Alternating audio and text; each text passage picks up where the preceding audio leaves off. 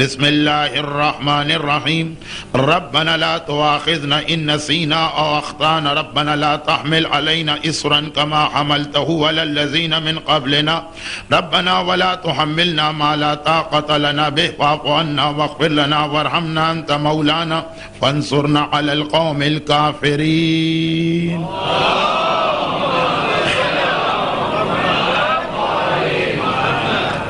اے ہمارے پروردگار، ہمارا مواخذہ نہ کرنا، ہم سے کوئی سوال و جواب نہ کرنا، ہم سے حساب و کتاب نہ لینا۔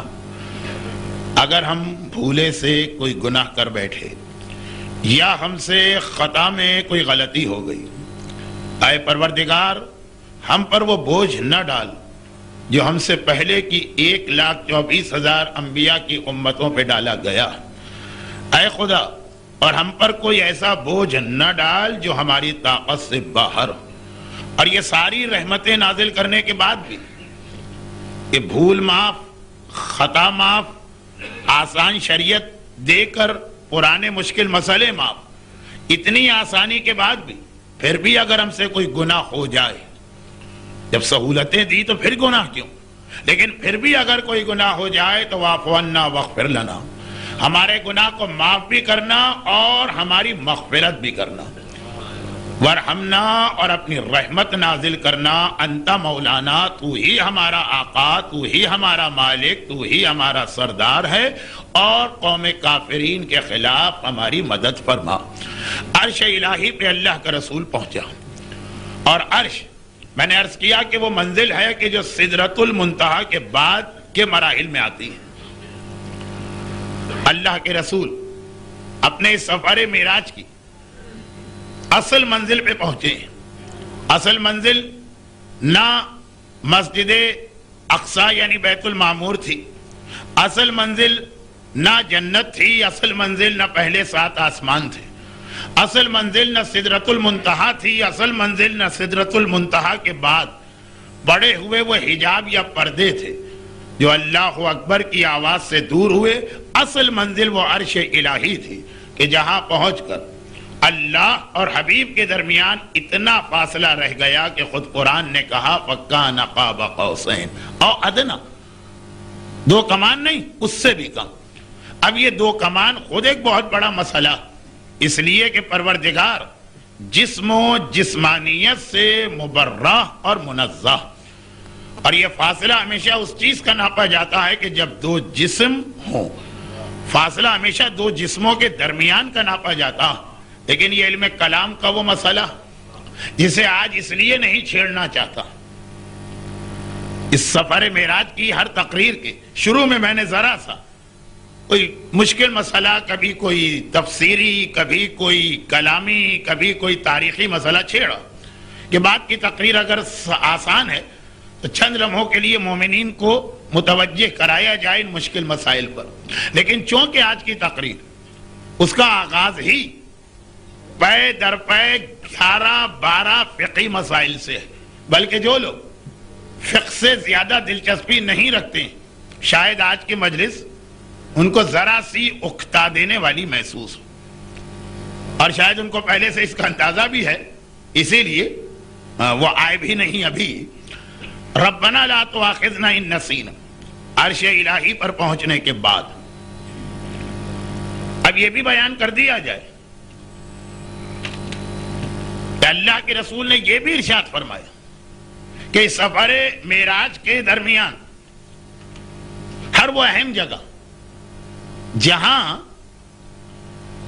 ایک طرح سے نئی دنیا میں انٹری ہو رہی تھی، وہاں پہ میں نے ایک کلمہ یا ایک جملہ لکھا ہوا پایا، اور اس کے لیے 3 جگہ بتائیں، اور تینوں جگہوں پہ ایک ہی جملہ کہا۔ جب میں پہلے آسمان میں جا رہا تھا، سفر معراج کے ابتدائی مراحل تو دنیا کے تھے، اگرچہ ظاہری اعتبار سے مسلمانوں کے لیے وہ بھی نئی جگہیں تھی، لیکن تھا تو یہی دنیا کا مسئلہ۔ آسمان اول یا پہلا آسمان وہ ہے جہاں سے اللہ کے رسول ایک نئی دنیا میں پہنچے۔ نمبر 2، بیری کا درخت جہاں پہ تمام ملائکہ حتیٰ جبرائیل کی بھی حد ہو گئی، وہاں سے آگے جبرائیل بھی نہیں بڑھتے ہیں۔ ایسی نئی دنیا جہاں کوئی نہیں گیا. اور نمبر 3 وہ آخری منزل جو اصل منزل مقصود یا فائنل ڈیسٹینیشن عرش الہی. اور تینوں جگہ پہ میں نے ایک جملہ یہ دیکھا, لا الہ الا اللہ محمد الرسول اللہ علی ولی اللہ, اور ساتھ میں یہ کہ اے حبیب میں نے تمہارا مددگار اس علی کو بنایا جو ہر مشکل موقع پہ تمہاری مدد کرے گا. آسمان اول پہ بھی یہ جملہ, سدرۃ المنتہا جہاں وہ بیری کا درخت ہے اس کے ساتھ بھی یہ بورڈ لٹک رہا, اور عرش الہی پر پہنچنے کے بعد جہاں قاب قوسین اور ادنا کی منزل.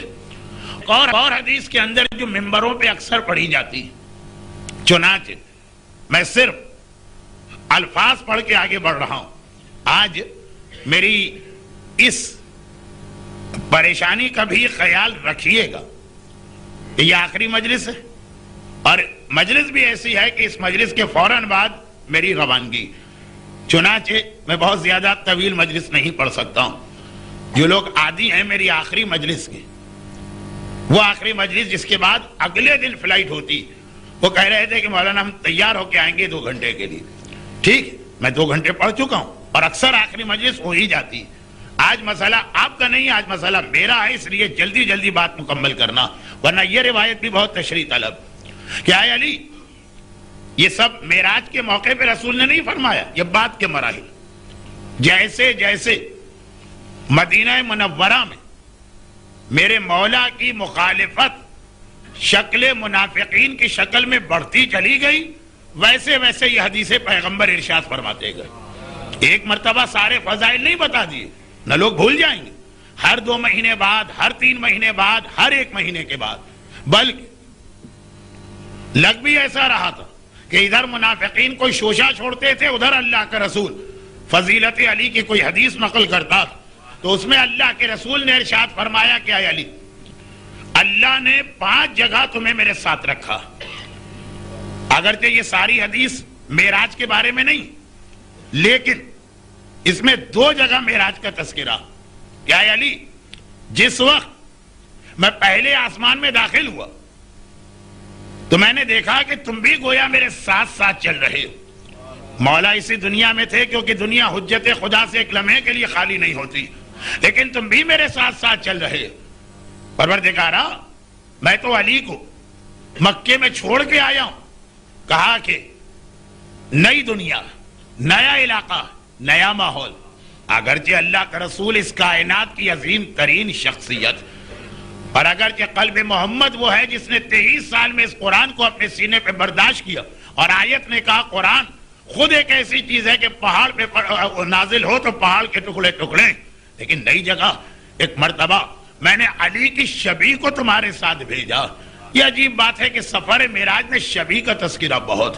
دنیا کو جتنا شبیہ سے ضد ہوئی ہے, پروردگار اتنا ہی عظمت شبیہ کو بیان کرتا چلا جا رہا. اب اللہ کا رسول کہتا, پہلا آسمان سدرۃ المنتہا پہ تو جبرائیل بھی ساتھ چھوڑ گئے, اور ابھی وہ 7 پردے, میں عرش پر پہنچا. اچھا, یہ خود اپنی جگہ ایک مسئلہ, کائنات کی وہ جگہ جہاں آج تک کوئی انسان نہیں گیا, پہلی بار اللہ کے رسول گئے. انسان یعنی پیغمبر تو اتنی عظیم شخصیت, کیا کہا جائے, لیکن ذرا سا ایک پریشانی, ایک خوف, ایک ہول تو ہوتا. میں نے دیکھا کہ عرش الہی, اس کے اوپر ایک طرف تو وہ عبارت لکھی ہے جو آپ نے سنی, اور دوسری طرف یا علی, تم کو وہاں اپنے سے پہلے موجود پایا. پروردگارہ کہ علی یہاں آ گئے, نہیں, تمہاری تسلی اور تسکین کے لیے شبیہ علی کو یہاں بھیجا گیا, کیونکہ ہمیں معلوم ہے کہ اس کائنات میں تمہارے دل کو سکون پہنچانے والی سب سے بڑی چیز علی. اسی لیے علی کی شبیہ کو یہاں پہنچایا گیا. اے علی, آسمان اول میں تم میرے ساتھ نظر آئے. اے علی, عرش الہی پہ جہاں قاب قوسین اور ادنا کا فاصلہ تھا وہاں پہ تم میرے ساتھ نظر آئے. اور اس کے بعد تیسری چیز بھی معراجی سے متعلق, میں نے کہا تھا 2 نہیں 3 چیزیں. اور اے علی, بس یہ ہے آج کی مجلس, یعنی یہاں سے مجلس آگے بڑھ رہی. اے علی, جب میں نے عرش الہی پر پہنچ کر اپنی مناجات شروع کی تو پروردگار نے جو جو مجھے عطا کیا وہ سب میرے ساتھ تمہیں بھی عطا کیا, سوائے لا نبی آبادی، سوائے اس کے کہ اب نبوت جو کہ مجھ پہ ختم ہو رہی، جو عرش الہی پہ میں نے مانگا وہ سب اللہ نے تمہیں بھی عطا کیا، تم میرے شریک ہو گئے معراج کی ساری نعمتوں، ساری برکتوں اور ساری رحمتوں میں۔ اور اے علی اس کے بعد چوتھی منزل جہاں پروردگار نے تمہیں میرے ساتھ شریک کیا، یعنی دنیا میں جہاں جہاں شریک ہوئے۔ ایک سوال آپ کے ذہن میں آ سکتا ہے میرے ساتھ تو یہ بھی ایک بہت بڑا مسئلہ کہ میں ایک موضوع پہ بات کر رہا ہوتا ہوں اور ذہن اس طرف ہوتا کہ جو میں بات کر رہا ہوں اس پہ اب کیا کیا اعتراضات اٹھیں گے، جو مومنین کرام میرا شکار کرنے کے لیے مجلس میں بیٹھے ہیں وہ کیا کیا باتیں کہیں گے، تو میرے ذہن میں بھی ساری باتیں تو نہیں آ سکتی، جتنی میرے ذہن میں آتی ہے ان کا جواب بھی میں دینے کی کوشش کرتا ہوں، جس سے وہ لوگ الجھ جاتے ہیں جو کہتے ہیں مولانا نہ ہمیں کوئی اعتراض کرنا ہے نہ اعتراض کرنے والوں سے تعلق ہے، ہم سیدھی سادھی مجلس پڑھنے آئے ہیں، سننے آئے ہیں، آپ ہمارے لیے بیان جاری رکھیے۔ نہیں، ان کا خیال کرنا ہوتا، اگرچہ اتنا خیال کرنے کے بعد بھی کہ وہ کیا کیا باتیں کہہ سکتے ہیں ان ایڈوانس میں اس کا جواب دیتا ہوں، پھر بھی بہت سی باتیں رہ جاتی، اس لیے کہ پتہ نہیں کیوں اللہ نے میرا ذہن تنقید والا بنایا ہی نہیں ہے۔ ایک طریقہ یہ کہ کیسے آدمی اعتراض کرے گا یہ وہی سوچ سکتا ہے جس کا ذہن بھی ایسا، جیسے آپ نے مشہور بات سنی ہے نا کہ ایک صاحب کا گدھا کھو گیا، ڈھونڈ ڈھونڈ کے تھک گئے، کہیں مل کے نہیں دے رہا، لوگوں سے دوستوں سے سب سے کہا کوئی نہیں ڈھونڈ سکا، ایک صاحب نے کہا میں ڈھونڈ کے لاتا ہوں، وہ لے کے بھی آ گئے۔ ارے تم کیسے لیا؟ کہا میں نے سوچا اگر میں گدھا ہوتا تو میں کھو کے کہاں جاتا، تو میں وہاں پہنچا تو واقعاً آپ کا گدھا وہاں کھڑا تھا۔ تو کبھی ایسا ہوتا ہے کہ آدمی کو واقعاً یہ ویسا بننا پڑتا ہے، میں نہیں بن پاتا ہوں، نہ میری عادت نہ میرا مزاج، تو پھر بھی کچھ باتیں رہ جاتی ہیں لیکن جو ذہن میں آ رہی۔ سوال یہ ہوگا واہ مولانا آپ نے تو مولا کے فضائل کو صرف 5 چیزوں میں محدود کر دیا۔ ارے خانہ کعبہ میں ولادت کے بعد پہلے مرحلے سے لے کے پیغمبر کے غسل و کفن میں شریک ہونے والا علی 5 جگہ رسول کا ساتھ دیا، باقی اور کہیں پہ نہیں۔ یہ آپ فضائل علی نہیں بتا رہے، یہ آپ تقصیر کا مظاہرہ کر کے مقصر بن کے تنقید سے شان علی کر رہے ہیں۔ ایک سوال آ سکتا تو سفر معراج کیا؟ سفر معراج کیا؟ ان سین دنیا کو دیکھنا، جہاں عام انسانوں کی نگاہیں نہیں جا رہی۔ سفر معراج میں 2 باتیں یاد رکھیے گا، سفر معراج میں ماضی بھی ہے جو گزر چکا اور سفر معراج میں مستقبل بھی ہے جو آنے والا۔ سفر معراج میں زمانہ حال ہے ہی نہیں، جو اس وقت کا دور تھا اس کی کوئی چیز آپ نے سفر معراج میں اب تک نہیں سنی کہ جب اللہ کے رسول آسمانوں پہ جا رہے تو کہا گیا اس وقت دنیا میں یہ ہو رہا ہے، نہیں، یا پہلے کے مناظر دکھائے گئے اور یا پھر بعد کے مناظر دکھائے گئے قیامت تک کے۔ تو اب دنیا میں علی کے جو فضائل لوگوں کی آنکھوں کے سامنے آئے وہ تو لوگ دیکھ رہے ہیں، پھر بھی نہ دیکھیں تو وہ تو آنکھوں کے اندھے کے ساتھ عقل کے بھی اندھے، ان سے بات کرنا بیکار ہے۔ اس حدیث کے اندر پیغمبر وہ 5 باتیں بتا رہے ہیں جو دنیا کی آنکھوں سے پوشیدہ تھی، وہاں نہیں دیکھا لوگوں نے، پیغمبر نے بتایا، کہا آسمان اول پہ تو میں اپنے ساتھ دیکھا۔ اب آسمان اول پہ تو مدینے اور مکے کے اصحاب میں کوئی نہ تھا، عرش الہی پر تمہیں ساتھ دیکھا، وہاں تو جبرائیل بھی نہ تھا۔ جب میری دعا قبول ہوئی، عرش الہی کی دعا، تو اس تمام چیزوں میں تم میرے شریک بنے، وہاں تو کوئی نہ تھا۔ بدر کہنے کی ضرورت نہیں ہے کہ تم بدر میں میرے ساتھ تھے، سب دیکھ رہے ہیں، احد میں میرے ساتھ تھے، سب دیکھ رہے ہیں، دوشی رسول میں میرے ساتھ تھے، سب دیکھ رہے ہیں، غدیر میں میرے ہاتھوں میں تھے، سب دیکھ رہے ہیں۔ جو سب دیکھ رہے ہیں معراج اس کا نام نہیں ہے، معراج نام اس کا ہے جہاں کہ عقل انسان بھی تھک کے بیٹھ جائے اور ہوا سے خمسہ بھی جواب دے جائے۔ تو اسی لیے اب اس حدیث میں دیکھیے کہ کیا 5 چیزیں آئی ہیں۔ چوتھی چیز، جب پروردگار نے مجھے جنوں پہ بھیجا اور میں وہاں پہنچا، جنوں نے سوال کیا اے اللہ کے رسول آپ اکیلے آئے، علی کہاں ہیں؟ جب اللہ کے رسول کو انسانوں پہ بھیجا گیا وہاں بھی علی تھے نا، وَأَنذِرْ عَشِيرَتَكَ الْأَقْرَبِينَ، دعوت ذی العشیرہ، مگر وہاں سب دیکھ رہے تھے۔ اب جنوں میں گئے، مدینے والوں نے جنوں کو اور مکے والوں نے جنوں کو نہیں دیکھا، یا اگر جن کو کبھی 1 دفعہ دیکھا ہے، پیغمبر کی تبلیغ جنوں میں کس طرح ہوئی یہ نہیں دیکھا۔ انسان جن کو نہیں دیکھتا، لیکن جن انسانوں کو دیکھتے ہیں تو ان کو یہ یاد ہے کہ دعوت ذی العشیرہ میں رسول اکیلے نہیں تھے، جب انسانوں میں پیغام دیا علی کو لے کے آئے، اس لیے وہ سوال کر رہے ہیں کہ آپ ہمارے پاس تبلیغ کرنے آئے ہیں تو آپ کا بھائی علی کہاں ہے؟ انسان جنوں کو نہیں دیکھتا، انسان یہ سوال نہیں کرے گا، جن انسانوں کو دیکھتے ہیں وہ یہ سوال کریں گے۔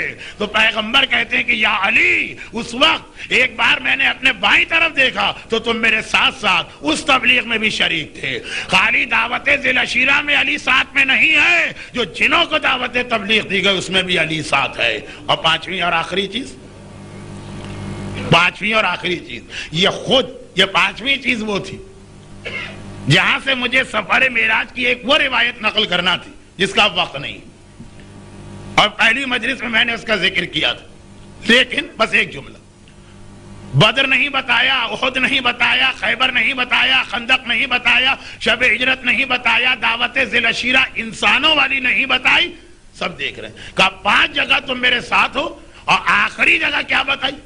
وہی کہ اب تک کسی نے نہیں دیکھا، جب رجعت کے زمانے میں ہم لوگ واپس آئیں گے اور میرے ہاتھ سے شیطان مارا جائے گا اور سارے کافر مارے جائیں گے، آئے علی اس وقت تم بھی میرے ساتھ آؤ گے اور میرے ساتھ تلوار چلا رہے ہوگے۔ درود بھیجے محمد والے محمد۔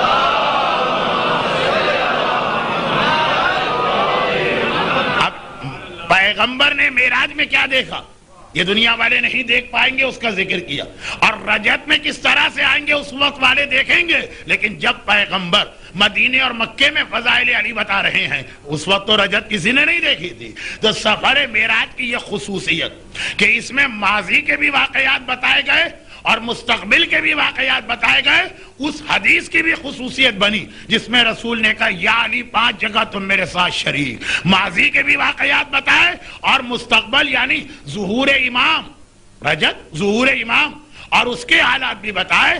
البتہ اس وقت کے حوالے سے علی کا ذکر اس حدیث میں اس لیے نہیں ہے کہ ہر آدمی اپنی آنکھوں سے دیکھ رہا ہے، آیاں راچے بیاں، جو بالکل کھلی ہوئی چیز ہے اس کو بیان کرنے کی ضرورت ہی نہیں ہے۔ اب اللہ کا رسول اس حدیث کی تیسری چیز، درمیان والی چیز، اس کا تذکرہ کر رہا، اور یہاں پر ایک بات اور یاد دلا دی جائے کہ وہ جو برزخ میں پیغمبر نے مناظر دیکھے اس میں کچھ مناظر ایسے تھے، کچھ، میں نے تو برزخ کے مناظر پڑھے ہی نہیں، کچھ مناظر ایسے تھے جس کا تعلق حضرت عیسیٰ یا حضرت موسیٰ یا حضرت ابراہیم یا حضرت نوح ان کی امت سے تھا، کچھ ان کے گناہگاروں کو بھی مبتلا عذاب دیکھا۔ چنانچہ پیغمبر دعا کر رہے ہیں، اور دعا میں یہ جملہ آ رہا ہے کہ نہیں آ رہا؟ ربنا ولا تحمل علینا اصرا کما حملتہ علی الذین من قبلنا، خداوندہ جو پہلے کی امتوں پہ بوجھ ڈالا گیا وہ میری امت پہ نہ ڈال۔ یہ منظر بھی اللہ کا رسول دیکھ کے آ رہا۔ دعا ایک ایک لفظ تشریح طلب، ایک ایک لفظ کے اندر معراج کی کچھ وضاحتیں، لیکن بات پھر مکمل ہو ہی نہیں پائے گی، اور آج عشرے کی آخری مجلس ہے، اس لیے میں اس دعا کا اختتام بتاتا ہوں۔ ادھر پیغمبر نے دعا کی واعف عنا واغفر لنا وارحمنا انت مولانا، ادھر پیغمبر نے دعا کی، ادھر پروردگار نے اس دعا کو قبول کیا۔ اے حبیب، تیری دعا کے صدقے میں تیری امت کو 25 ایسے تحفے دے رہا ہوں جو اس سے پہلے نہیں دیے گئے، اور وہ سب باتیں جو اس دعا میں ہیں وہ یہ 25 چیزیں وہی ہیں جو اس دعائے رسول میں ہیں۔ یہ دعا کیا؟ پر خدا کون ہے؟ رب العالمین۔ رسول کون ہے؟ رحمت للعالمین۔ رحمت للعالمین رب العالمین کی بارگاہ میں جا رہا ہے، اور یہ تحفہ رحمت لے کے آتا ہے۔ حبیب سن، تیری اس دعا کے نتیجے میں نے تیری امت کو یہ آسانیاں دی۔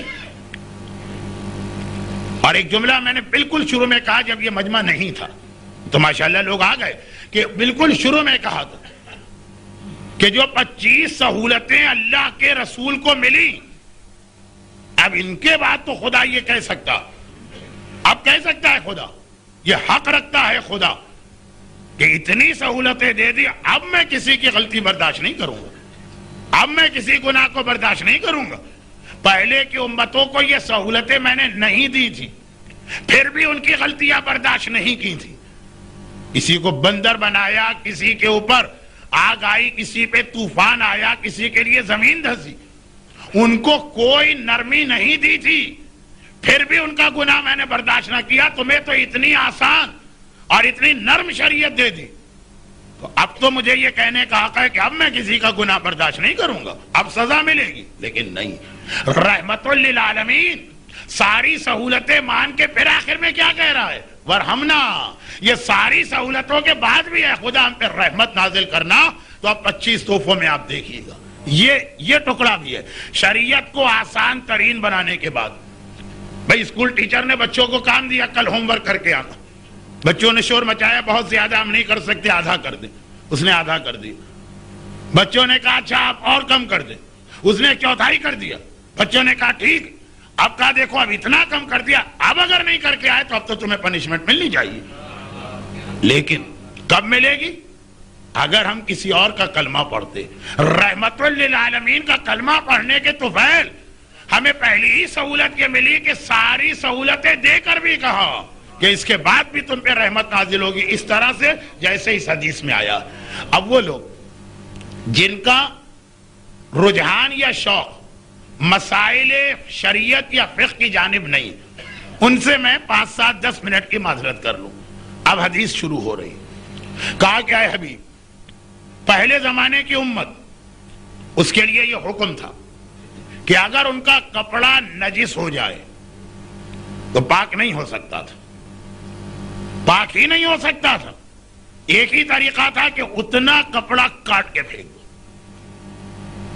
اب یہاں سے بات شروع ہو رہی، یہ رحمت للعالمین کو شب معراج سدرۃ المنتہا کے بعد قاب قوسین اور ادنا کی منزل پہ یہ مسائل مل رہے ہیں، ان کی اہمیت ہے۔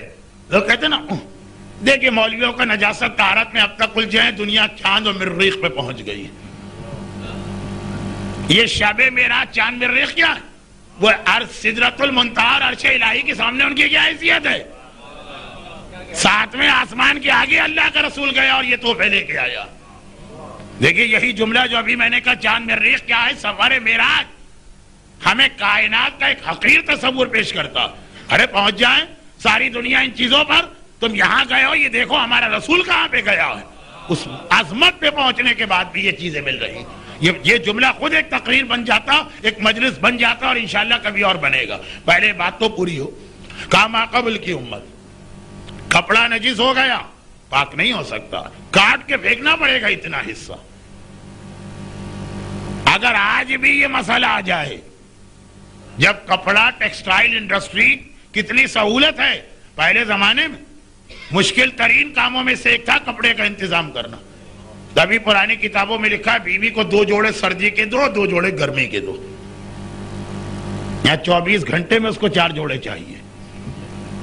پرانے آج بھی شریعت کا مسئلہ کہ اگر کوئی ہمارے ہاتھوں سے قتل ہو جائے اور وارث دیت پہ راضی ہو جائے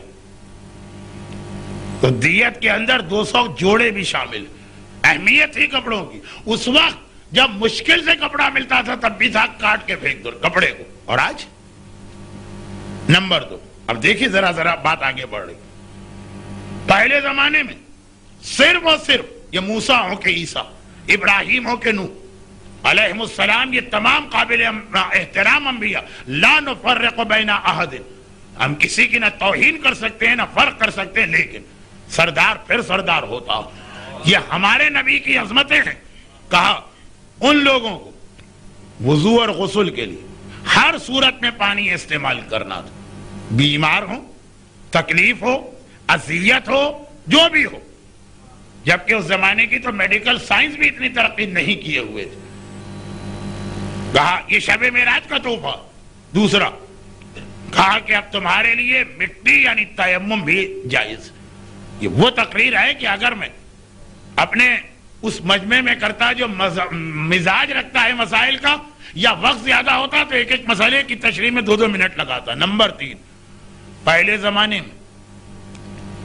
زمانے میں نماز کی اجازت صرف اور صرف مسجد میں تھی۔ اللہ کا رسول کہہ رہا ہے شب معراج مجھے یہ تحفہ ملا۔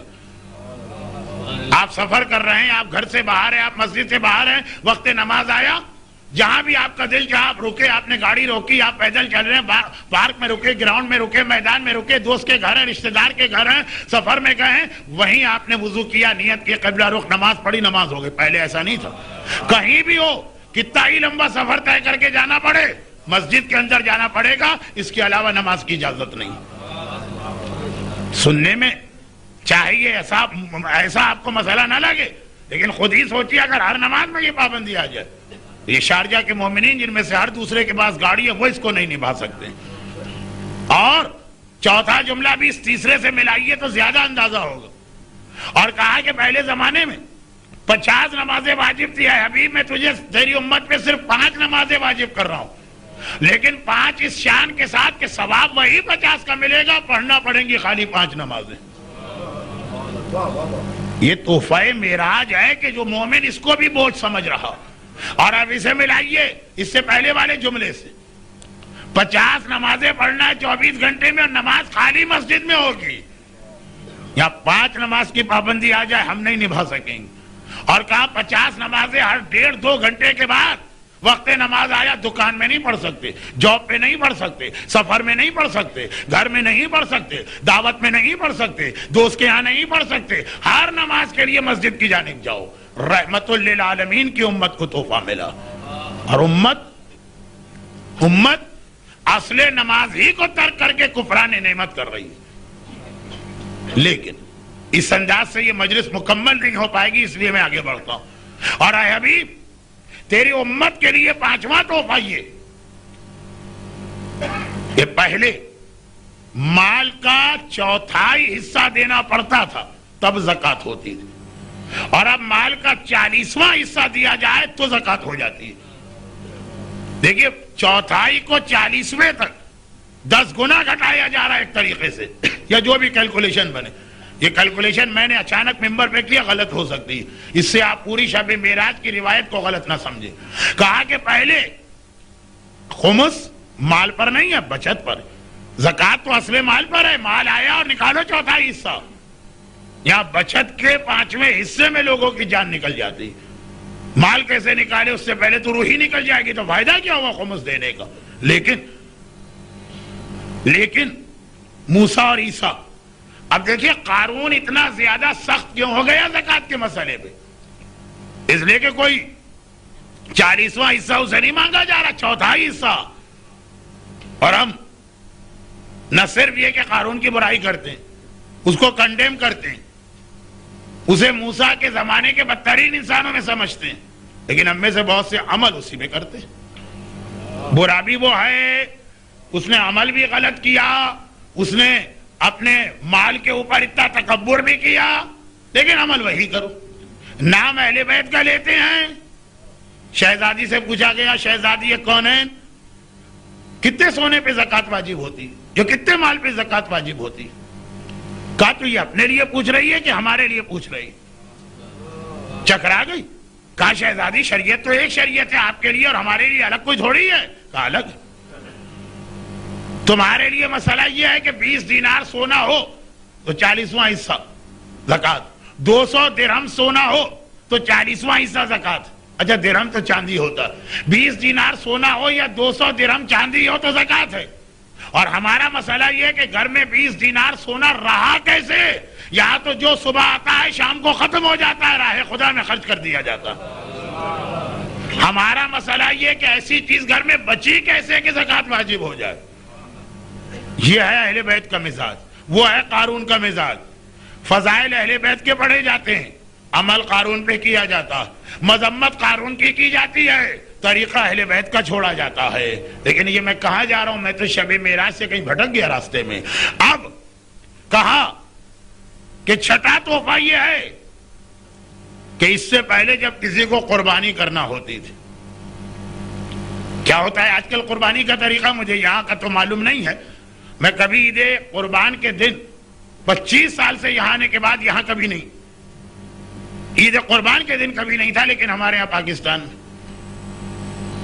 جو طریقہ کار ہے میں اس کو کنڈیم بھی نہیں کر رہا ہوں, کیونکہ تو رسول کی وجہ سے ہم کو ملا. لیکن اگر موسیٰ اور عیسیٰ کی امت میں ہوتے, ایک سے ایک جاندار بکرا ڈھونڈا جاتا, ایک سے ایک شاندار گائے یا بیل کو تلاش کی جاتی ہے، اسے وہ پھولوں کے ہار پہنائے جاتے ہیں، اس کی تصویریں کھینچی جاتی ہیں، اس پہ ٹکٹ لگایا جاتا ہے محاورتاً، لوگ ٹھٹ کے ٹھٹ آتے ہیں، اتنا شاندار بکرا۔ موسیٰ اور عیسیٰ کے زمانے میں جسے قربانی کرنا ہے، قربانی کو اپنے کندھوں پہ اٹھا کے قربان گاہ تک جائے۔ اول تو ہر جگہ قربانی کر نہیں سکتے، قربان گاہ جانا پڑے گا، اور وہ بھی اس طرح نہیں کہ بکرے کو ٹہلاتے ہوئے لے گئے، اپنے کندھوں پہ بکرے کو اٹھا کے لے جاؤ۔ اتنے ڈائٹنگ والے بکرے ہی ہم ڈھونڈتے جو ڈائٹنگ کے اوپر ہیں، کہنے کو بکرا ہو اور دیکھنے کے اندر مرغی نظر آئے۔ کہا پہلے زمانے میں، ہر نبی کے زمانے میں قربانی کندھے پہ اٹھا اور لے کر جاؤ۔ یہ بائبل، یہ ساری چیزیں تقریباً بائبل میں بھی آج بھی اتنی تحریف کے بعد رحمت للعالمین کے طفیل۔ الٹا ہو گیا مسئلہ، الٹا ہو گیا مسئلہ۔ اچھا بقرعید میں کبھی ہمارے یہاں منظر الٹا ہوتا، یہ قصائی نے بکرے کی گردن پہ چھری رکھی، بکرا قصائی سے زیادہ طاقتور تھا، وہ قصائی پہ چڑھ دوڑا، ایک عجیب منظر بنتا۔ یہاں پہ شب معراج ہمارے لیے یہ مسئلہ الٹا ہو گیا۔ کہا کہ پہلے زمانے کی ہر نبی کی امت کو اپنا جانور، قربانی کا جانور کندھے پہ لے کے جانا۔ نہ صرف یہ کہ یہاں معافی ہو گئی، بلکہ پولیس صراط پر یہ جانور تمہیں اٹھا کے جنت میں لے جائے گا۔ وہاں جانور کو خود اٹھانا ہے یا ہمیں یہ جانور اٹھا کے لے جائے گا؟ اور پھر قربانی کے کچھ فوائد بھی اس حدیث میں آئے۔ لیکن میں نے کہا نا یہ فقہی انداز کی حدیث ہے، اس کو چھوڑ دیجئے، اس کی تفصیلات کو چھوڑیے، حدیث تو سنیے، سننا پڑے گی آپ کو، اس لیے کہ یہ شب معراج اللہ کے رسول کو خاص تحفہ ملا۔ بات آگے بڑھی، کہا کہ پہلے زمانے میں، پہلے زمانے سے میری مراد عام زمانہ نہیں ہے، انبیاء کی امتیں۔ میں نام بار بار اس لیے نہیں لے رہا ہوں کہ مجھے کبھی کبھار یہ ایسا لگ رہا ہے کہ شاید کسی نبی کی توہین کا پہلو نہ آ جائے، لیکن مراد یہی انبیاء ہیں، ابراہیم ہو کہ نوح ہو کہ موسیٰ ہو کہ عیسیٰ ہو کہ ہارون ہو کہ سلیمان ہو کہ داؤد ہو۔ فرماتے ہیں پہلے زمانے میں یہ اجازت ہی نہ تھی کہ کسی شک والی چیز کو استعمال کرو۔ شک ہو رہا ہے کہ یہ کھانا پاک ہے کہ نجس، مسلمان نے دیا، آج اجازت ہے کھا لو۔ پتہ نہیں یہ پانی پاک ہے کہ نجس، استعمال کرو۔ پتہ نہیں یہ کپڑا پاک رہا کہ نجس، ہم نے لانڈری سے دھلوایا۔ وہاں سب کے کپڑے آتے ہیں، ہمارا کپڑا پاک رہا، نجس پاک۔ پتہ نہیں بس کی سیٹ پر ہم سے پہلے کوئی نجس آدمی بیٹھ کر، گرمی ہے پسینہ نکلا ہوگا، نجس تو نہیں کر دیا، شک ہو رہا، پاک۔ ہر مشکوک چیز کو پاک سمجھا گیا، مگر کب شب معراج یہ تحفہ ملا؟ کہا کہ پہلے زمانے کی امت کے لیے مسئلہ یہ تھا کہ جس چیز کے بارے میں شک ہے وہ حرام ہے، اسے چھوڑ دو۔ تمہاری امت کے لیے یہ جس چیز کے بارے میں شک ہے وہ حلال اور پاک ہے، اسے استعمال کر دو۔ کتنی آسانی ہے۔ البتہ وہ لوگ جو کہتے ہیں ہمیں سے کوئی تعلق ہی نہیں، آپ تو شک والی چیز کہتے ہیں، ہم تو حرام یقینی بھی ہے تب بھی کھا لیتے ہیں، ان کے لیے تو حدیث کا یہ ٹکڑا بیکار ہے، ان کے لیے اگلا ٹکڑا شاید کام کا ہو، تو وہ شروع ہی ہونے والا۔ یہ 25 تحفے اللہ کا رسول شب معراج، مشکوک چیز تیری امت کے لیے پاک کی گئی۔ بھول، ما قبل کی امت میں بھول معاف نہیں تھی، یہ تو دعا تھی نا، لا تؤاخذ ان نسینا، یہ اب وہ شروع ہو گئے وہ جملے۔ بھول کے عالم میں اگر کوئی کام کر لیا تو معاف، یہ شب معراج کا تحفہ ہے، پہلے معاف نہیں تھا۔ مثلا روزہ آپ کا ہے، بھولے سے آپ نے کچھ کھا لیا، موسیٰ کے امتی ہوتے یہ روزہ بھی پورا کرنا ہے، بعد میں اس کے قضا بھی کرنا۔ حالت نماز میں بھولے سے آپ بول اٹھے، یہ نماز بھی پوری کرنا ہے، دوسری نماز بھی پڑھنا، اور جتنے بھی بھول کے مسئلے، بھول کے عالم میں آپ نے قرآن غلط پڑھ دیا، بھول کے عالم میں دعائے کمیل کے الفاظ کچھ سے کچھ نکل گئے، اور بہت ساری مثالیں، یعنی تو ایسا دلچسپ فقہی مسئلہ ہے کہ 100 مثالیں تو میں ابھی بغیر سوچے سمجھے دے سکتا ہوں۔ لوگ کہتے ہیں آپ کا پورا عشرہ ہی لگتا ہے کہ بغیر سوچے سمجھے پڑھا جا رہا ہے، ان لوگوں کی بات تو چھوڑے۔ لیکن کہا حبیب تیرے طفیل، تیری امت میں بھول معاف، یعنی اگر روزے میں بھولے سے کھا لیا روزہ صحیح، نماز میں بھولے سے بول اٹھے نماز صحیح ہے، سجدہ صاحب کرنا اگر نہ بھی کیا اس کا گناہ ملے گا، نماز غلط نہیں، اور بے شمار اس کے مسئلے۔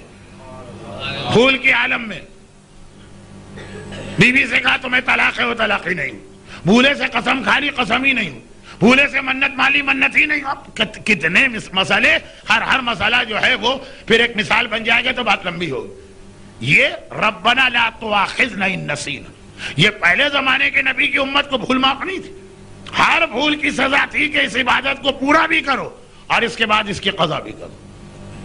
اور اے حبیب, اخطانا ان نسینا او اخطانا, خطاً تم لوگوں سے, تمہاری امت سے اگر کوئی غلطی ہو گئی, ایک بھول ہوتا ہے ایک خطا ہوتی ہے, دونوں کا فرق فقہ اسلامی میں ایک بہت ہی دلچسپ بحث ہے. میرے پاس اس بحث کا وقت نہیں, میں ایک مثال دے دیتا ہوں. خطا معاف ہے, پہلے امت کو خطا معاف نہیں تھی.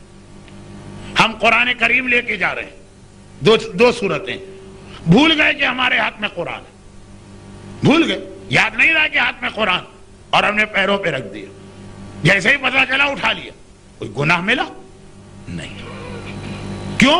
اس لیے کہ بھول کے عالم میں یہ عمل ہوا. دیکھیں میں نے کہا مثالیں اتنی ہیں کہ میں خود چکرا رہا ہوں. مثال دوں نہ دوں تو کتنی دوں. اور خطا کسے کہتے ہیں؟ خطا کہتے ہیں, آپ کو معلوم ہے کہ قرآن آپ احترام سے لے جا رہے ہیں, ایک دم قرآن پھسلا اور زمین پہ گر پڑا. موسیٰ کے زمانے میں ہوتے, عیسیٰ کے زمانے میں ہوتے, معاف نہیں تھا, چاہے تمہاری غلطی بھی نہیں ہے, خطان ہو گیا. اس کا کفارہ تو کم از کم دینا. جو ہمارے یہاں بھی لوگ پوچھتے ہیں مٹھائی دی جائے گی کہ شکر دی جائے گی کہ آٹا دیا جائے گا. تم موسیٰ اور عیسیٰ کے کلمہ گو نہیں ہو, رحمت للعالمین کا کلمہ پڑھتے ہو, جان بوجھ کے گناہ نہیں کیا, کوئی کفارہ نہیں. یہ رحمت للعالمین کو خاص تحفہ ملا ہے. ایک بھول ہوتا ہے ایک خطا ہوتی ہے, اس کی مثالیں, اس کا فرق بہت زیادہ. اب اس کو اگر بہترین طریقے سے سمجھنا, آپ کا انداز بتا رہا ہے کہ آپ کو سمجھنا نہیں ہے اور میرے پاس وقت نہیں, مجھے سمجھانا نہیں, لیکن جنہیں سمجھنا, کسی بھی فقہی کتاب کا آخری مسئلہ دیکھیں.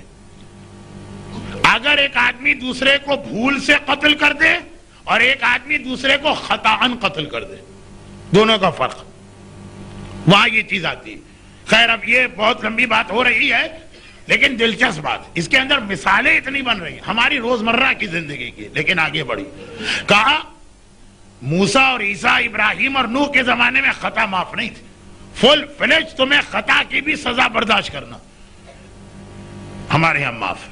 ایک بھول الگ چیز ہے, بالکل ذہن سے نکل گئی. خطا الگ چیز, ذہن سے نہیں نکلا, ایک چیز کا احساس تھا, پھر بھی کسی وجہ سے وہ غلطی ہو گئی. اے حبیب, تمہاری امت کے لیے وسوسے معاف ہیں. بڑوں کا مسئلہ نہیں, جوانوں کا مسئلہ نہیں, 16 اور 18 سال کی عمر والوں کا مسئلہ. ایک عمر کی ایسی منزل آتی کہ آدمی کے ذہن میں ایسے وسوسے آتے ہیں جس میں کبھی اللہ کے بارے میں بھی شک ہوتا, رسول کے بارے میں بھی شک ہوتا ہے دل کے اندر. وہ اس کا عقیدہ نہیں ہے, وہ اس پہ غور نہیں کر رہا, لیکن آ رہے ہیں وسوسے.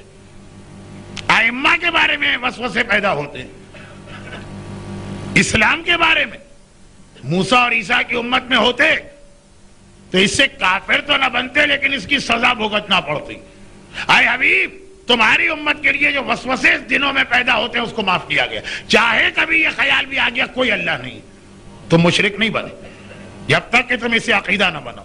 کوئی رسول نہیں, یہ عقیدہ نہیں بنایا, خالی دل میں ایک وسوسہ آ کے گھوما, چاہے 6 مہینے وسوسہ رہے, چاہے 4 مہینے وسوسہ رہے. اسی میں یہ بھی آ گیا کہ آپ نماز پڑھ رہے ہیں اور دنیا بھر کے خیالات نماز ہی کے اندر آ رہے ہیں. موسیٰ کے امتی ہوتے یہ نماز بھی پڑھو, اس کو دوہراؤ بھی. اور کتنی نمازیں دن میں؟ 50, اور 50 کو اگر دوہراؤ تو 100 ہو گئی. اور اگر یہ مسئلہ پتا ہے کہ ادھر ادھر کا خیال آیا نماز دوہرانا ہے, تو پہلی مجلس میں بندر والی مثال کی طرح اب اور زیادہ خیال آیا کرے گا, نمازیں ہی دوہراتے رہو. پھر کیسے زندگی گزارو یہ وہی لوگ جانے. ہم تو اپنے رسول کے طفیل و تصدق میں اس مرحلے ہی سے بچ گئے. نماز کے بیچ میں تم نے نہیں سوچا, ویسے خیالات آتے رہے جاتے رہے, کوئی گناہ نہیں ہے, تمہاری نماز صحیح ہے, اس کو دہرانا بھی نہیں. بلکہ معصوم نے کہا کہ اگر دل چاہے کہ دہرا لو تو دہرانا بھی نہیں, ورنہ شیطان اسے تمہاری عادت میں داخل کر کے ہر نماز میں وسوسے لے کے آئے گا. وہ اس حدیث سے ہٹ کے وسوسوں کا ایک علاج ہے. بھائی مولانا بھائی نماز پڑھ رہا تھا, نماز کے بیچ میں میرے دل میں بہت سارے بےہودہ خیالات آ گئے, وہ نماز میں دوبارہ پڑھ لوں. شرعاً اجازت تو ہے, لیکن امام کی طرف سے ہمیں ایک مشورہ دیا گیا غلطی نہ کرنا، یہ شیطان کی کامیابی ہے۔ آج 2 بےہودہ خیال آئے، اگلی نماز میں 10 آئیں گے اور پھر 20 ہو جائیں گے۔ آئے بےہودہ خیال کا مجھے نہیں پڑھنا ہے نماز، خود ہی شیطان تھک ہار کے بھاگ جائے گا۔ لیکن یہ بھی ایک الگ تقریر ہے کہ شیطان کیسے بھاگتا، بغیر لاہور کے بھی شیطان بھاگتا۔ لیکن یہ رحمت للعالمین کو شب معراج ایک تحفہ ملا۔ ارے گھڑی کی سوئیاں کہاں جا رہی ہیں؟ تو میں اپنی بات کو تیزی سے آگے بڑھاتا ہوں۔ وسوسے معاف، شک معاف، بھول معاف، خطا معاف۔ اور اللہ کے رسول کہتے ہیں شب معراج ربنا ولا تحملنا ما لا طاقت لنا بہ، وہ بھی ہم پر بوجھ نہ ڈال، یہ طاقت سے باہر ہے۔ کہ مجبوری کے اندر اگر کوئی گناہ ہوا وہ بھی معاف، پہلے نہیں تھا۔ کہا اگر مجبوری ہے تب بھی اس سے اپنے آپ کو بچاؤ، جس کی بہت ہی چھوٹی مثال دے رہا ہوں کیونکہ وقت نہیں۔ جو ہمارے ہاں بڑا مشہور مسئلہ کہ جی اگر 3 وقت کا فاقہ ہو جائے، ویسے شریعت میں 3 وقت کا فاقہ نہیں ہے، یہ سمجھانے کے لیے، تو مردار بھی حلال ہو جاتا اور خنزیر بھی کھا سکتے ہیں، اور اگر جان خطرے میں ہو تو شراب بھی پی سکتے ہیں۔ یہ سب مجبوری والے مسئلے ہیں نا، کہ مجبوری کے عالم میں یہ اجازت، اور کتنی ہی اجازتیں۔ 2 چھوٹی سی مثالیں دے دیں، اس لیے کہ یہ مثالیں پیش آ رہی۔ عورت، شب معراج کی تقاریر میں عورتوں کے حوالے سے کتنی ایسی باتیں آئیں جس میں عورت کے چند گناہوں کا تذکرہ۔ اس کے باوجود نہ صرف یہ کہ بڑے شوق سے خواتین آ رہی، بلکہ یہ درخواست کرتی ہوئی کہ بھی لمبی پڑھیے کیونکہ کل صبح ان کو آفس نہیں جانا ہوتا، اور زیادہ ایسی روایتیں پڑھیے کیونکہ انہیں اپنی اصلاح کرنا ہے، اس لیے چاہتی ہیں کہ جو باتیں نہیں بھی ابھی سنی وہ بھی مرنے سے پہلے پتہ چل جائیں۔ اچھا اب دیکھیے عورت کے حوالے سے بات، بیمار ہے عورت، کہاں تو نامحرم کو ایک بال نہیں دکھا سکتی، آپریشن کی ضرورت ہے، بریسٹ کینسر کا آپریشن ہے مثلا، جسم کے ایسے ایسے حصے کھولنا پڑتے ہیں کہ کوئی غیرت مند برداشت نہ کرے، لیکن کا اجازت کیونکہ مجبور۔ بلڈ پریشر چیک کرانا، نبض چیک کرانا، جہاں جہاں مجبوری۔ موسیٰ اور عیسیٰ کی امت کی عورتوں کو یہ اجازت نہیں تھی، کہا مجبوری ہے تب بھی جو حرام ہے نہیں کر سکتے، ذرا سے بھی شریعت میں کہیں اجازت نہیں۔ بینک کی نوکری اگر سودی ڈپارٹمنٹ میں تو حرام، لیکن اگر آدمی کے پاس اس کے علاوہ کوئی ذریعہ معاش نہیں اور اس وقت وہ انتہائی مجبور ہے گھر کا خرچہ چلانے کے لیے، تو عارضی طور پر اس کی اجازت ہے دوسرا جاب ڈھونڈتا رہے۔ موسیٰ اور عیسیٰ کے زمانے میں نہیں تھا، مر بھی جاؤ تب بھی سود کی اجازت نہیں ہے کیونکہ مجبوری اس امت کے لیے معاف نہ تھی۔ پیغمبر نے معاف کروائی شب معراج، یہ بھی کہا کہ ربنا لا تحملنا ما لا طاقت لنا بہ، ارے وہ گناہ بھی معاف کر دے، وہ حکم شریعت ساقط کر دے، وہ واجب ساقط کر دے، وہ حرام حلال کر دے جس کی طاقت ہم میں نہیں ہے۔ اور اسی شب معراج کی دعا سے پہلے والی آیت ہے لا یکلف اللہ نفسا الا وسعها، اسے خاص طور پہ پروردگار نے بتایا یہ کہنے کے لیے کہ اے امت رسول، عظمت رسالت کو پہچانو، احسان مانو اس پروردگار کا جس نے تمہیں اس رسول کی امت میں پیدا کیا۔ بات آگے بڑھی، شک، بھول، خطا، مجبوری کا مقصد کیا ہے؟ ناممکن کام نہیں ہے، ہمارے لیے ممکن ہے لیکن بہت مشکل ہو رہی ہے۔ اس میں حجاب کا مسئلہ بھی آ گیا، سود کا مسئلہ بھی آ گیا، خنزیر کھانے کا مسئلہ بھی آ گیا، شراب پینے کا مسئلہ بھی آ گیا، مثالیں اور بہت سی آئیں۔ اور جتنے عرصے ایک آدمی، اب یہ جو ہے نا جو جملہ میں کہہ رہا ہوں یہ فقہ میں اتنی تفصیل والا کہ اس میں مجھے معاف کیجئے گا کہ میری بات نامکمل بھی ہوگی، مبہم بھی ہوگی، پھر بھی نظر انداز کیجئے گا۔ اور جس عرصے میں عقل نہ ہوگی اس زمانے کے گناہ بھی معاف ہے۔ یہ کیا چیز ہے؟ اس کے اندر جو بہت ہی واضح مثال ہے کہ اگر آدمی نیند کے عالم میں ہے، سو رہا ہے، اور اس نے اس نیند کے عالم میں کسی کو قتل کر دیا، موسیٰ اور عیسیٰ کے زمانے میں ہوتا تمہیں قتل کیا جائے گا بدلے میں، ارے ہم سو رہے تھے ہمیں کیا پتا، کہا نہیں، چاہے اس کی وجہ سے تمہیں آخرت کا عذاب نہ ملے لیکن دنیا کی سزا آئے گی۔ امت رسول میں داخل ہوئے عقل، یہ پیغمبر کو ایک خاص تحفہ ملا کہ جتنے عرصے عقل نہیں، اس کے اندر غشی بھی آتی ہے، بے ہوشی بھی آتی ہے, نیند بھی آتی ہے, نابالغ ہونے کا زمانہ بھی آتا. نیند میں اگر آدمی قتل کر دے, نیند میں کیسے قتل ہوتا؟ کچھ لوگوں کو نیند میں چلنے کی عادت ہوتی, اور کچھ لوگ ہماری طرح سے ڈائٹنگ نہیں کرتے, سوتے سوتے بستر سے نیچے گرے, نیچے بیچارہ کوئی بچہ سو رہا تھا, بلکہ آج سے 10 سال پہلے جو میرا وزن تھا اس میں تو کوئی بڑا بھی سو رہا, وہ تو چلا گیا. ایک صاحب نے کہا نا کہ بھائی کل تو بڑی خیریت رہی, میں عمارت میں 10ویں منزل پہ بالکونی میں کھڑا تھا, ایک دم دھکا لگا, میں نیچے گر گیا لیکن بچ گیا. دوسرے نے کہا تم تو بچ گئے, 4 آدمی تمہارے نیچے آ کے مر گئے. تو اب یہ جو ہے نا نیند, یہ والی مثال تو خیر مجبوری کی تھی, یہ بھی معاف ہے. معاف کا مطلب کیا ہے؟ کوئی دیا تو دینا, قتل نہیں ہونا. اب یہ بہت اس کی مثال ہے اور بڑا انٹرسٹنگ مسئلہ ہے, لیکن وقت, اس لیے کسی اور موقع کے لیے یا فقہی کتابوں میں تفصیل دیکھی, ذرا سا انداز گفتگو بدلے. یہ 13 چیزیں میں نے بتائی ہیں جو شریعت کے مختلف مسائل, پیغمبر کی دعا کی پہلی 4 چیزوں کا نتیجہ, ربنا لا تؤاخذنا ان نسینا, بھول, او اخطانا, خطا, ربنا لا تحمل علینا اسرا کما حملته علی الذین من قبلنا. ابراہیم اور موسیٰ اور عیسیٰ کی امت والے احکامات معاف. ربنا لا تحملنا ما لا طاقت لنا بہ. یہ 4 جو چیزیں, 4 چیزیں دعائے رسول, اس میں یہ 13 باتیں شب معراج میں رہی, 25 میں سے 13. آگے چلیے, پیغمبر یہ بھی تو کہہ رہے ہیں کہ یہ سہولتیں ملنے کے بعد بھی فاعف عنا واغفر لنا, اے خدا ہمیں معاف فرما اور مغفرت فرما. دونوں کا فرق ذرا دیکھیے گا, اور پھر یہ حدیث کا باقی ماندہ جملہ سنیے گا. معاف کرنا ایک چیز ہے, مغفرت. اچھا کبھی آپ نے غور کیا غفارہ کے معنی کیا؟ آپ تو ماشاءاللہ عرب دنیا میں رہتے ہیں, عربی میں اس کے معنی کیا ہیں؟ غفارہ کے معنی ہے کسی چیز پہ پردہ ڈالنا. مغفرت کہتے ہیں کہ آدمی کی عیب, خرابی, گناہ, اس کو چھپانا, اس پہ پردہ ڈالنا. اور واعف عنا, معاف کرنا. معاف کرنا ایک مرحلہ ہے, اس کو چھپانا الگ مرحلہ ہے. تفصیل اس لیے نہیں بتا رہا ہوں کہ یہ آج کا موضوع نہیں, اب سنیے باقی 5 تحفے, 18 ہوں گے, اور آخری تحفے پیغمبر کی دعا کے اگلے جملے کا رزلٹ ہے ورحمنا. یہ واعف عنا واغفر لنا, معاف بھی فرما, پردہ بھی ڈال لے. کہا کہ اے حبیب, تمہاری امت کو ایک سہولت اب یہ ملی ہے, 13 کے بعد کی 14ویں چیز ہے.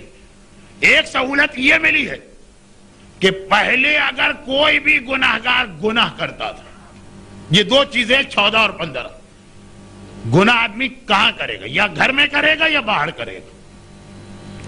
اگر آدمی گھر میں گناہ کرتا تھا تو اس کے گھر کے دروازے پر, جہاں آدمی اپنے نیم پلیٹ لگاتا ہے, نام لکھتا ہے آج کل, وہاں یہ لکھا ہوا آ جاتا تھا کہ اس نے کیا گناہ کیا. ادھر آپ گھر میں گناہ کر رہے ہیں, باہر لکھا ہوا آ گیا کہ اس گھر میں یہ آدمی یہ گناہ کر رہا ہے. ایک ہوتا ہے گناہ, ایک ہوتی ہے توبہ, ایک ہوتی ہے معافی, ایک ہوتی ہے رسوائی. ہمیں پتہ بھی نہیں, وہاں لکھا ہوا ہے سارا محلہ جو گزر رہا پڑھ رہا.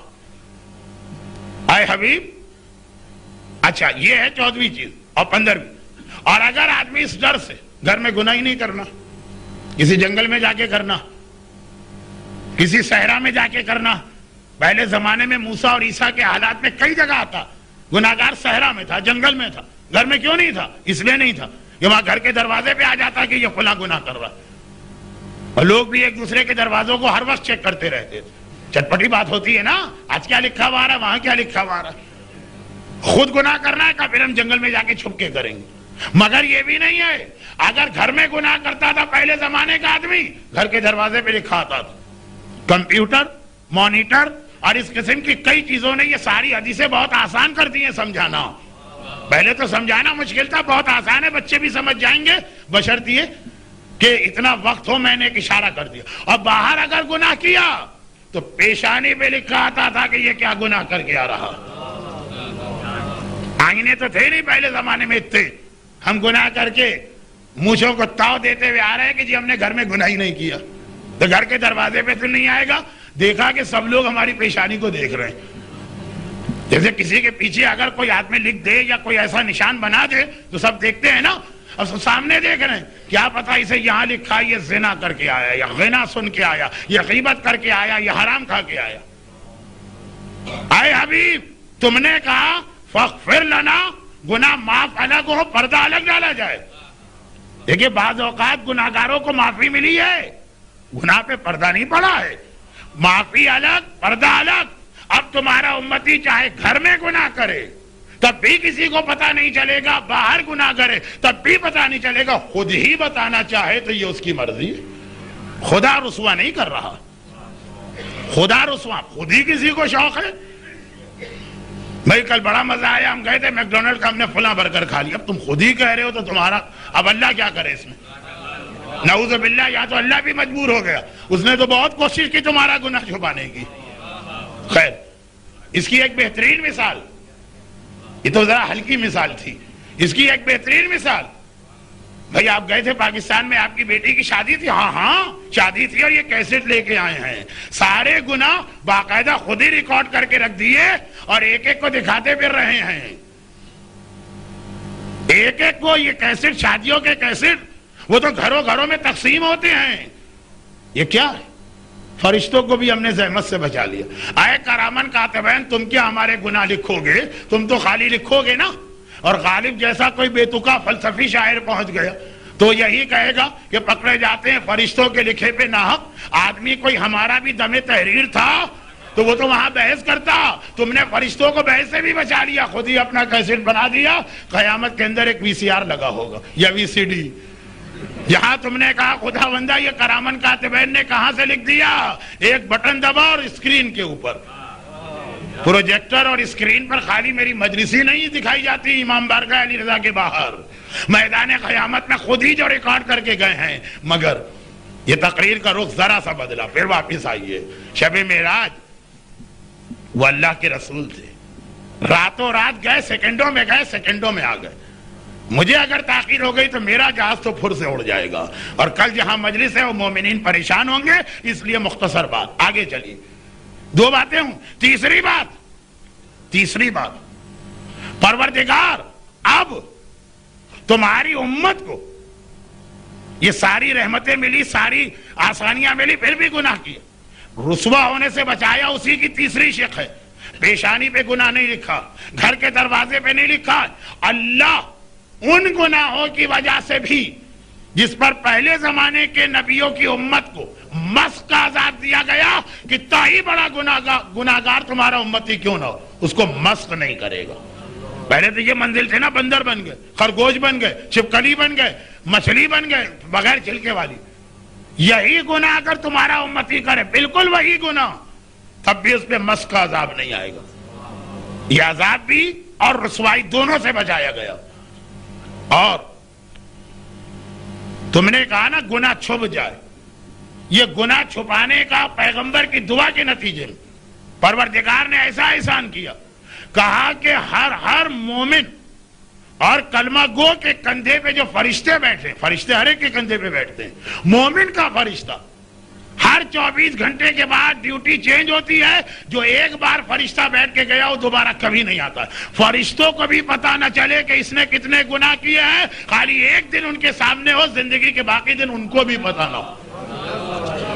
کرامن کاتبین اللہ ایک نہیں رکھتا، ہر 24 گھنٹے میں بدل دیتا، اور ایسا بدلتا ہے کہ وہ دوبارہ مرتے دم تک ہمارے پاس دوبارہ وہ نہیں بھیجا جاتا. اب آپ کہیں گے کہ شارٹیج تو نہیں ہے اللہ کے پاس لیبر فورس کی؟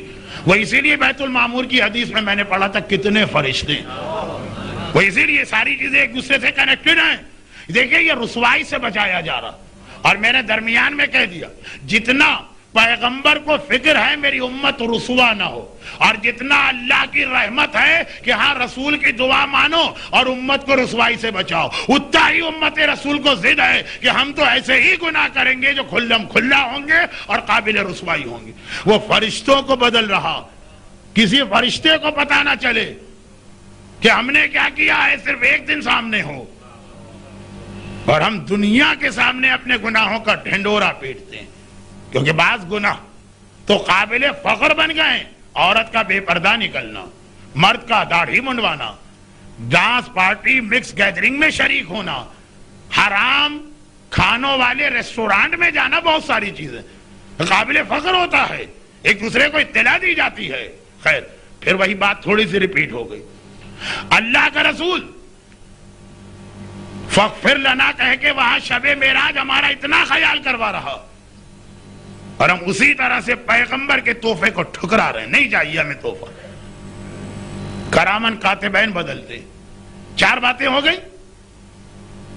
پیشانی پہ لکھنا، دروازے پہ لکھنا، مسخ نہ ہونا، کرامن کاتبین بدلنا، اور اسی میں 5ویں چیز یہاں سے فرہمنا شروع ہو گیا. خالی معافی نہیں ملی، اب رحمت.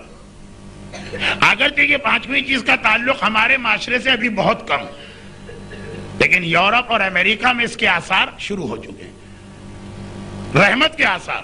لیکن وہ مسئلے کی ضرورت. پہلے زمانے کے اندر نوح سے لے کر بلکہ حضرت آدم سے لے کے حضرت عیسیٰ تک، اگر کبھی کسی نبی کا امتی مرتد ہو جائے کسی وجہ سے، یعنی اسلام کے بعد کافر ہو جائے، کچھ عرصے کے بعد توبہ کر کے دوبارہ دین میں آ جائے، اللہ توبہ قبول کر لیتا ہے. وہ تو چیپٹر اس کے بعد شروع ہو رہا. لیکن ایک نقصان ہوتا، اور وہ یہ کہ جتنے بھی اس نے شروع کافر ہونے سے پہلے اسلام کے زمانے میں جتنے اس نے اعمال کیے تھے سب ختم، 0 پہ پہنچ جاتا میٹر. اب دوبارہ توبہ کر کے مسلمان بنا. 40 سال کی عمر میں یہ واقعہ ہے. 15 سال بالغ ہونے سے لے کے آج تک نمازیں پڑھتا آ رہا ہے، سب گئی. اب نہ صرف یہ کہ آئندہ کی نماز پڑھے گا، وہ سب کی قضا کرے گا. سارے روزے گئے، سب کی قضا کرنا. جو حج کر کے آیا وہ ختم ہو گیا، واجب حج دوبارہ کرنا. وعلی ھذا القیاس مثالیں بنائی. اے حبیب، مرتد بدترین گناہ مانا گیا اسلام میں. اتنا بڑا گناہگار بھی اگر توبہ کر کے واپس آتا ہے، جتنے گناہ اس نے ماضی میں کیے سب، جتنی نیکیاں کی ہیں سب برقرار رہتے ہیں، اس کے اعمال ختم نہیں ہوتے. کیونکہ میں نے کہا یہ ہمارے معاشرے کا مسئلہ فی الحال نہیں. ہمارے یہاں گناہگار ہیں لیکن ابھی لوگ مرتد نہیں بنتے. یورپ اور امریکہ میں شروع ہو چکا. پھر توبہ کر کے آ بھی جاتے ہیں واپس. کیسے طریقے سے مرتد بنتا؟ ارے اسلام کے فلاں مسئلے نان سینس. مجھے تو اللہ ہی کے بارے میں شک ہے، اللہ ہے بھی کہ نہیں، میں نہیں مانتا ایسے اللہ کو. بہت عام سی بات. پھر ہاں 2 دن بعد احساس ہوا یہ غلط کہہ گیا تھا، توبہ. اگر موسیٰ اور عیسیٰ کی امت میں ہوتا تو یہ 2 دن تو بڑی بات ہے، 2 منٹ کے بعد بھی واپس آتا اور پہلے کے سارے گناہ ختم ہو گئے. جیسے ارتداد کیا، ڈیلیٹ کا بٹن دبا، سارے عمل گئے. وہ جو ڈیلیٹ ہو گیا واپس نہیں آ سکتا. کوئی کمپیوٹر کا ماہر نہ کہے کہ نہیں مولانا اس کے طریقے ہیں واپس لانے کے. وہ کمپیوٹر میں آ سکتا ہوگا، وہاں نہیں آ سکتا تھا.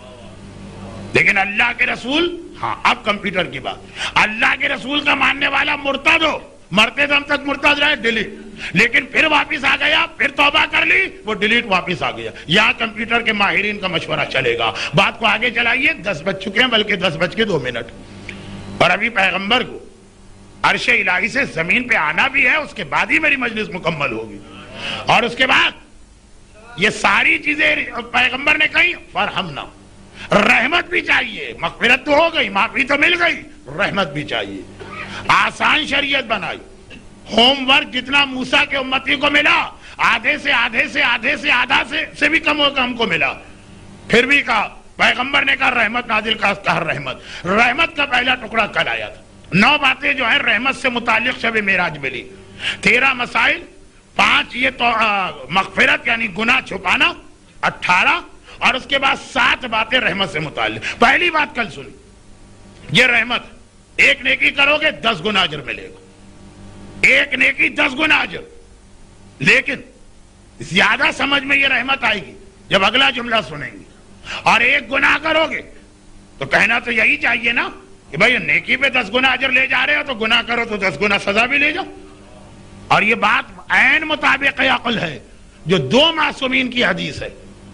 کیا ہے اولاد بنی ہاشم اور اولاد فاطمہ، تمہارا رتبہ دوسروں سے الگ ہے. تم نیکی کرو گے 2 اجر ملیں گے، گناہ کرو گے تمہیں 2 سزائیں ملیں. 5 یہ تو مغفرت یعنی گناہ چھپانا، 18، اور اس کے بعد 7 باتیں رحمت سے متعلق. پہلی بات کل سنی، یہ رحمت. 1 نیکی کرو گے 10 گنا اجر ملے گا. 1 نیکی 10 گنا اجر. لیکن زیادہ سمجھ میں یہ رحمت آئے گی جب اگلا جملہ سنیں گے. اور 1 گناہ کرو گے تو کہنا تو یہی چاہیے نا کہ بھائی نیکی پہ 10 گنا اجر لے جا رہے ہو تو گناہ کرو تو 10 گنا سزا بھی لے جاؤ. اور یہ بات عین مطابق عقل ہے جو 2 معصومین کی حدیث ہے. کیا ہے اولاد بنی ہاشم اور اولاد فاطمہ تمہارا رتبہ دوسروں سے الگ ہے. تم نیکی کرو گے 2 اجر ملیں گے, گناہ کرو گے تمہیں 2 سزائیں ملیں گی, کیونکہ مطابق عقل بات ہے. لیکن نہیں, نیکی کرو گے 10 گنا اجر ملے گا, اور اگلی چیز گناہ کرو گے فقط 1 سزا ملے گی. موسیٰ اور عیسیٰ کے زمانے میں ایسا نہیں تھا, وہاں الٹا تھا. 1 نیکی پر 1 اجر ملتا تھا اور 1 گناہ پہ 10 گنا سزا ملتی تھی. وہ قرآن میں بھی اس کے واقعات ہیں, لیکن بات لمبی ہو رہی ہے. سنو, تیسری چیز, یہ رحمت, اب آخر میں رحمت نازل ہو رہی ہے شرع اتنی سہولتیں دینے کے بعد. اگر کسی نے نیکی کا خیال کیا کہ بھئی آج صبح اٹھ کر 4:30 بجے نماز شب بھی پڑھ لیں گے, ابھی نہیں اٹھا, نہیں کی وہ نیکی. کہا کہ خالی نیکی کا خیال کرنے پر 1 نیکی کا ثواب نامہ اعمال میں آ گیا, پڑھ لیتے تو 10 گنا اجر تھا. خالی خیال کیا, وہ خیال کیا نیکی کا, یہ خود نیکی بن کے تمہارے نامہ اعمال کو ثواب سے نورانی کر گئی. لیکن تم نے یہ ارادہ کیا کہ آج فلاں فعل حرام کرنا, نیکی کا خیال کیا, ثواب مل گیا. اس جمعرات کو مثلا کل ہے جمعرات, روزہ رکھنا, صبح کے وقت پسر گئے کہ بھائی کون روزہ رکھے, 1 ثواب مل گیا خالی نیت کرنے پر. پھر نہیں عمل کیا تب بھی وہ 10 گنا ثواب نہ ملے, 1 گنا. ارادہ تھا بھائی مولانا کی مجلس کچھ زیادہ ہی نیکی ہو گئی, اب اسے بیلنس کرنے کے لیے جا کے گانے کا کیسٹ سنیں, بیلنس ہو جائے نا. کوئی چیز بھی اگر حد سے زیادہ ہو جائے تو نقصان دہ اثرات. یہ ارادہ کیا, گئے, موڈ نہیں ہوا, نیند آ گئی, سو گئے. ایسا بھی نہیں کہ تو اللہ کو یاد کر کے ایک گناہ چھوڑ دیا, نہیں, گناہ کا ارادہ کیا, گناہ نہیں کیا. تو نیکی کا ارادہ کیا, ایک ثواب آ گیا. گناہ کا ارادہ کیا, کوئی عذاب نہیں آیا, بلکہ گناہ کا ارادہ کیا اور اس کے بعد خدا کے خوف سے گناہ نہیں کیا. اس کے اوپر اللہ نے ایک نیکی دے دی. دیکھیے, گناہ کا ارادہ کیا تھا شراب پینا ہے, اور پھر شراب چھوڑ دی کہ اسلام میں حرام ہے, اس پہ ایک ثواب مل گیا. البتہ اسے غلط استعمال نہ کرے. یا آپ کہیں تو روزانہ 10 گناہوں کا پہلے ارادہ کیا کریں گے, اس کے بعد گناہ نہیں کریں گے تو 10 ثواب مل جائیں گے, وہ کھیل نہیں ہونا چاہیے. لیکن روایت اب آخری مرحلے میں آ گئی. اس کے بعد فرمایا کئی نیکیاں ایسی بنائی گئی ہیں کہ نیکی کیے جاؤ, کئی نیکیاں, ہر نیکی کا ثواب تو 10 گنا, ہر نیکی کا خیال 1 ثواب دے دیتا.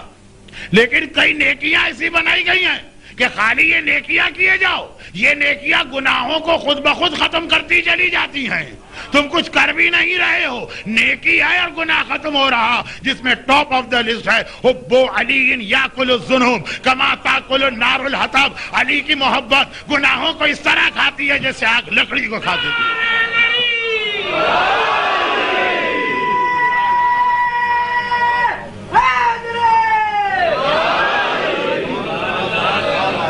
اور پھر آخری اور 25واں تحفہ, 24واں اور 25واں تحفہ.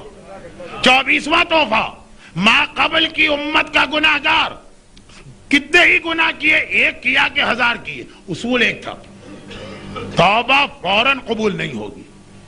100 سال کے بعد, جب عمریں بہت زیادہ تھی, یا 70 سال بعد 1 گناہ, فجر کی نماز قضا ہو گئی. 100 سال تک مسلسل توبہ کرو تب جا کے توبہ قبول.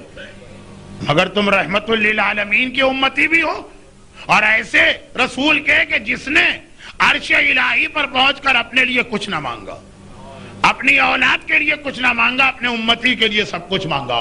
چنانچہ اللہ نے کہا کہ اب گناہگار جس لمحے توبہ کرے گا اسی لمحے اس کی توبہ قبول ہے. پہلے 100 سال انتظار ہوتا تھا. اور آخری چیز, بعد میں گنیے کا 25 ہو گئی ہیں, آخری چیز 100 سال بعد بھی اگر توبہ قبول ہوتی تھی تو ایک شرط پر, تم نے ایک گناہ کیا ہے نا, توبہ اللہ قبول کر رہا ہے, لیکن شرط یہ ہے کہ کوئی ایک نعمت تمہیں اپنے آپ پہ حرام کرنا ہوگی. یہ بتانا پڑے گا فلاں چیز اب میں نے اپنے آپ پہ حرام کر لی. وہ سب کے لیے حرام نہیں ہے, وہ خاص تمہارے لیے حرام, کیونکہ تم نے گناہ کیا. ایک گناہ کے بدلے میں, اب لوگ اس وقت احتیاط کرتے تھے, ہم تو اتنا تھوک کے بھاؤ گناہ کیا کرتے ہیں ہول سیل ریٹ کے اوپر, کہ اگر ہمارا یہ مسئلہ ہو جائے تو ایک دن میں ہی ہم اپنی ساری چیزیں حرام کرا کے بیٹھ گئے. غیر محتاط لوگوں کے پاس اگر پیسے آ گئے مہینے بھر کا خرچہ وہ ایک دن میں ختم کر دیتے. لیکن ہم اتنا کرتے بھی اس لیے کہ پروردگار نے رسول کی دعا کے نتیجے میں ذرا سا ہمارا حوصلہ بڑھایا. اے حبیب توبہ فوراً قبول ہے تمہارے امتی کی, اور جب یہ توبہ قبول ہے تو اس کے لیے کوئی اسے نعمت اپنے آپ پہ حرام نہیں کرنا ہے, بلکہ جو کہ اس نے توبہ کی ہے میں اس کی نعمتوں میں اضافہ کر دوں گا. گناہگار بندہ میرے پاس آئے گا تو خدا خوش ہوگا, میں اس کی نعمت بڑھا دوں گا. 25 تحفہ معراج لیے رسول نے, اور بس اب بات کو مختصر کرنا اور بڑی تیزی کے ساتھ واپس چلے. روایت یہ ہے کہ واپسی میں اب جنت کا رخ کر ذرا تفصیلی دورہ کیا, کچھ اور واقعات, اور پھر جہنم کا جس طرح سے ایک حکمران اپنے علاقے کا دورہ کرتا ہے اس طرح سے دورہ کیا, اور پھر وہاں سے واپس سیدھا براہ راست مکے اور مدینے کے راستے میں براق اترا. میں نے کہا تھا نا کہ شروع میں براق اس طرح چلا جیسے جہاز چلتا ہے, اور آخر میں جس طرح راکٹ اڑتا ہے. واپسی کے اندر براق سیدھا اترا جیسے راکٹ کو اترنا چاہیے, لیکن مکے میں نہیں, مکے اور مدینے کے درمیان. اور اس کے بعد وہاں سے پھر مکہ پہنچا, اور اللہ کے رسول نے اگلی صبح تمام مسلمانوں کو بتایا کہ کل رات کیا ہوا. یہ خبر اسی وقت کفار مکہ کو مل گئی, کیونکہ سہنے کعبہ میں بیٹھ کے رسول بتا رہے. وہ آئے ہنستے اور مسکراتے اور مذاق اڑاتے ہوئے, اچھا کل راتوں رات تم آسمانوں پہ گئے تھے؟ اچھا چونکہ مکے والوں کے تجارتی قافلے اکثر شام جاتے تھے, تم بیت المقدس بھی گئے تھے؟ ابو جہل نے کہا آسمانوں کے بارے میں تو ہم کچھ پوچھ ہی نہیں سکتے ان سے, کیونکہ آسمان پہ تو ہم نے کبھی دیکھا ہی نہیں, تو کیا پوچھے. جو بھی یہ کہہ دیں گے ہم کیسے کہیں بیت المقدس میں نے دیکھا, میں تجارتی قافلوں میں گیا. اے محمد اتنا بتاؤ وہاں کتنے ستون ہیں, وہاں کتنی محرابیں, وہاں کتنے یہ بلب یا قندیلیں لٹک رہی, ایک ایک تفصیل پوچھ رہا. اور اللہ کا رسول جب بتا رہا تو جتنا بھی مجمع کافروں کا جو تجارتی قافلوں میں 40 100 دفعہ گئے, بول بھی کچھ نہیں رہے, تردید بھی نہیں کر سکتے. اور پیغمبر نے کہا سنو ایک بات, تمہارا ایک تجارتی قافلہ اس وقت شام سے آ رہا ہے مکے کے قریب, وہ راستے میں رک گیا. ابو جہل نے گھبرا کے کہا ہاں ایک قافلہ تھا جسے کل پہنچنا چاہیے تھا, ہم پریشان ہیں, وہ کہاں چلا گیا؟ کہا سنو وہ رکا ہوا تھا بیچ میں, کیونکہ قافلے کا ایک اونٹ کھو گیا تھا, اور اس میں سامان تجارت لگا, اس کی تلاش ہو رہی تھی, وہ پریشان تھے. اور سنو تمہارے قافلے میں ایک جگہ, دیکھیں یہ ثبوت دینے کے لیے رسول نے کہا, پانی کا ایک برتن بھرا تھا, میں نے تھوڑا پانی اس میں سے پیا اور باقی پانی کو الٹا دیا. بچے ایسی ایکٹیویٹیز کرتے ہیں نا, جوان ایسا کرتے ہیں نا, پانی پھینک دیا, ٹنکی خالی کر دی, پیپسی اٹھا کے بھاگ گئے, چاکلیٹ کھا لی. لیکن یہاں اس وقت ان کو ثابت کرنا, پانی کو الٹا کر دیا. اور وہ قافلہ جب میرا براق چلا تھا تو اونٹ مل گیا تھا اور وہ روانہ ہوا, آگے آگے سرخ اونٹ کو انہوں نے رکھا. اور ادھر یہ لوگ ابھی پیغمبر سے بات کر رہے ہیں, ابو جہل, ابو لہب, ولید, عتبہ کے غلام بھاگے آئے, آقا ہمارا قافلہ آ گیا, آقا وہ تجارتی قافلہ آ گیا, کہا جلدی سے بلا کے لاؤ. جو اس کے نگران ہیں, نگران آئے, کہاں تھے؟ کہا ایک اونٹ کھو گیا تھا, اور جب اونٹ ڈھونڈ کے ہم آئے تو ایک مسئلہ اور ہو گیا, ہمارے پانی کا ایک برتن تھا, اس کا پانی کوئی زمین پہ پھینک کے چلا گیا. ابو جہل و ابو لہب نے کہا اے محمد ہم تو تمہاری بات پھر بھی نہ مانیں گے. سفر معراج کا اختتام اس بات پر ہوا کہ ابو جہل کہتا ہے سب کچھ یقین کرنے کے بعد بھی تمہاری بات نہ مانیں گے. اور مولا نے جب پیغمبر سے یہ سنا کہ آسمانوں پہ گئے تھے اور علی سے بات شروع کرنا چاہتے رسول, میرا مولا مسکرا کے کہتا ہے اللہ کے رسول آپ بتائیں گے یا میں بتاؤں کہ آپ کہاں کہاں کس طرح ہو کے آئے؟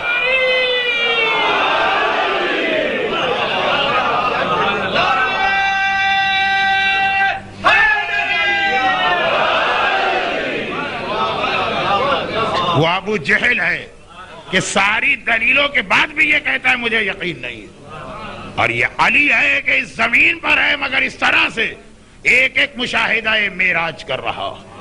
مجھے ضرورت نہیں ہے بتانے کی کہ کیا ہوا, مجھے ایک ایک چیز معلوم, ایک ایک چیز. تقریباً اسی سے ملتا جلتا جملہ. کل مسائل بہت تفصیلی بیان ہو گیا ہے, آج بہت ہی مختصر رہیں گے مسائل. اسی سے ملتا جلتا جملہ. علی نے کہا نا کہ اللہ کے رسول مجھے نہیں بتائیے, بلکہ آپ کہیے تو میں بتاؤں کہ آپ کہاں کہاں گئے, کیا کیا دیکھا, ہر منزل پہ علی آپ کے ساتھ. اسی سے ملتا جلتا جملہ.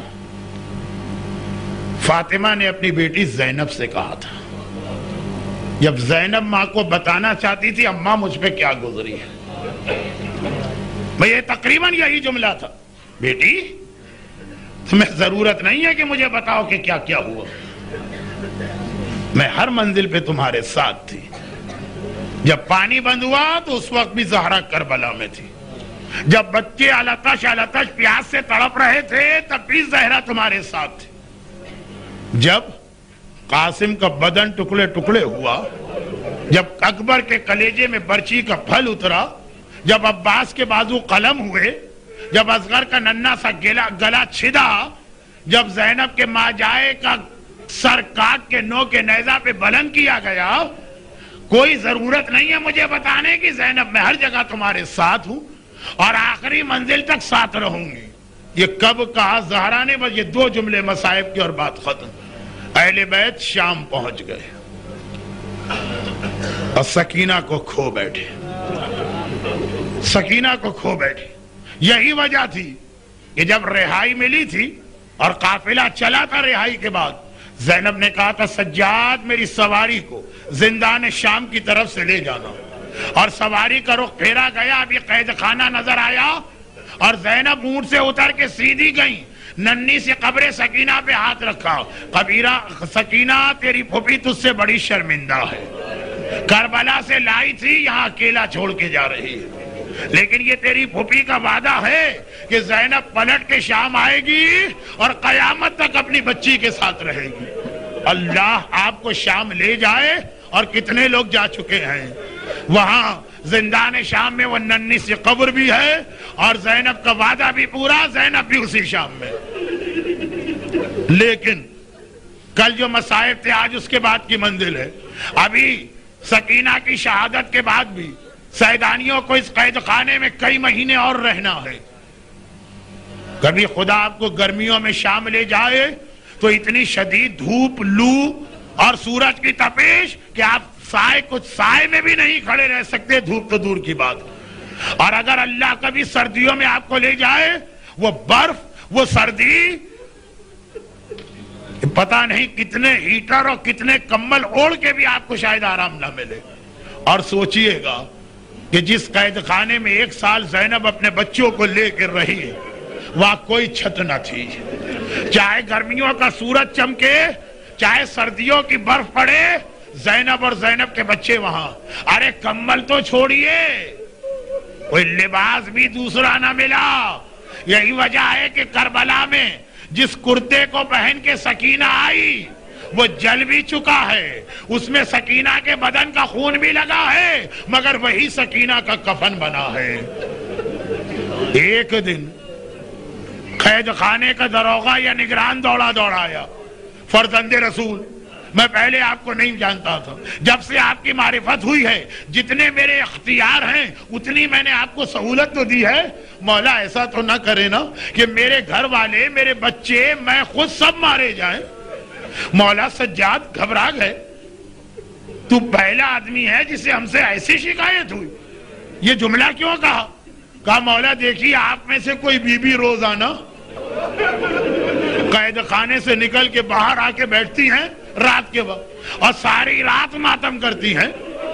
اگر یزید کو پتا چل گیا کہ میں نے اتنی چھوٹ دی ہے میں مارا جاؤں گا.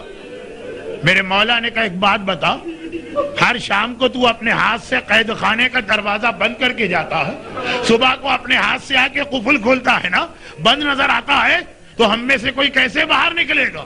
اب وہ چکرا گیا. کہا مولا فرزند رسول یہ تو آپ صحیح کہہ رہے ہیں. مولا سجاد نے کہا تو تجھے یہ دھوکہ کیسے ہوا کہ ہم میں سے کوئی گیا؟ کہا کہ یہ اس لیے کہ لباس بھی ویسا ہی ہے اور بہن بھی وہی ہے. کبھی کہتی ہے ہائے میرا حسین، کبھی کہتی ہے ہائے میرا اکبر، کبھی کہتی ہے ہائے میرا اصغر. فریاد بھی وہی ہے، نوحہ بھی وہی ہے.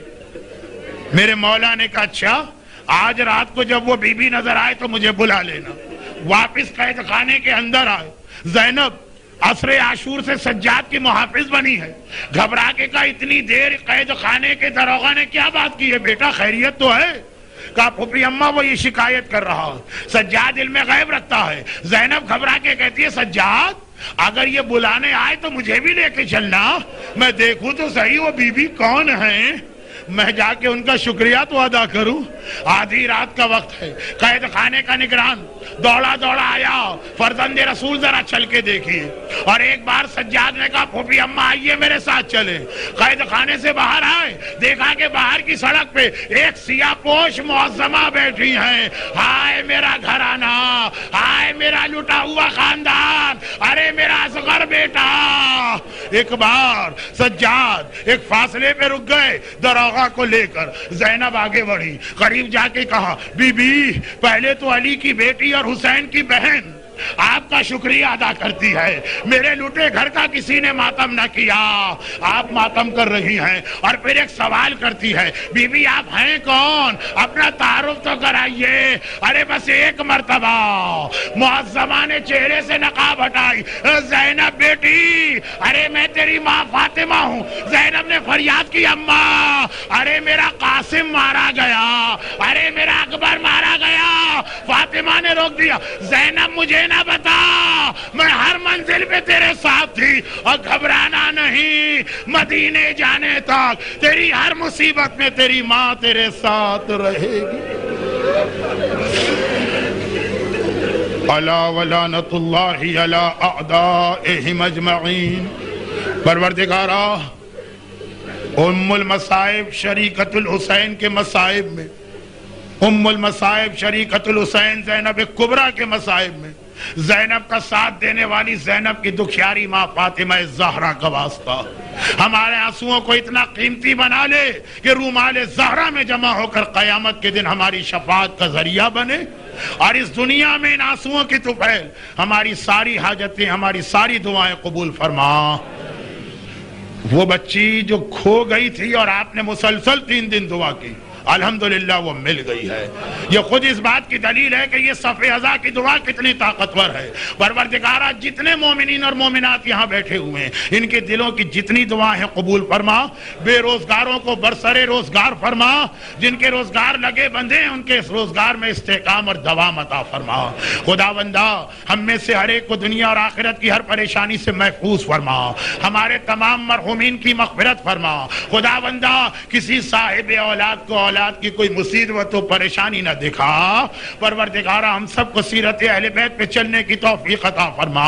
خداوندہ امام بارگاہ علی رضا شارجہ جہاں مسلسل یہ صف ازا بچھی رہتی ہے، اس پر ان بیٹھنے والوں کو تا قیام قیامت بلکہ جنت میں بھی عزادار حسین بنا کے داخل فرما. اور پروردگارہ ان تمام مظالم کے انتقام کے لیے امام زمانہ کے ظہور میں تعجیل فرما. رحمتک یا ارحم الراحمین. وصلی اللہ علی محمد و